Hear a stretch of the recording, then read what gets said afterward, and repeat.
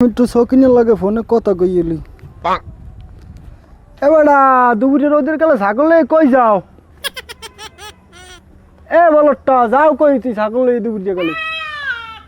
তো বেড়া তুই আমার বলদ কাজ বড় বলদ হইছিস তুই আমি যাই ছাগল স্কুলে ভর্তি করাইতে এ বেটা কি করলি তুই তুই কি বলদ কইলি আমার এ বেটা তুই বলদ না তাই কি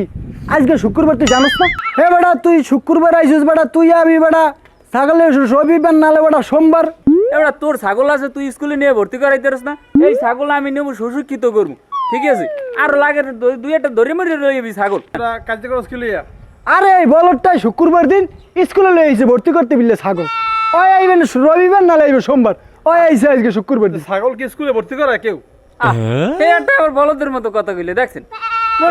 কথা বলা ঠিক করে কইস কি বলদের মতো কথাবার্তা ছাগল কি স্কুলে ভর্তি করে কেউ এই মিয়া ওই বেরির জইলের মাইয়া হেদি পড়াল না হার না করি মনে করেন যাই ওই গোল্ডেন এ বেলাস্তা আমার ছাগলে পাইবে না খেলি গিয়া তো জলের মাইয়া কি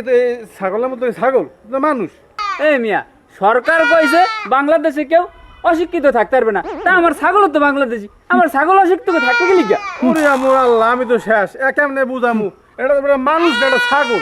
এ মিয়া তোমার এইনে বুড়ি আমার বাড়ি করতে বিললে তোমার কেটা বলাইছে এইনে তোমার কোনো কথা নেই তুমি যাও ঠিক আছে ও আর আমি বুঝতে আছি ব্যাপারটা দেখতে আছি কি করব এইনে সরকারে কইছে হ্যাঁ সব শিক্ষিত হইবে এখন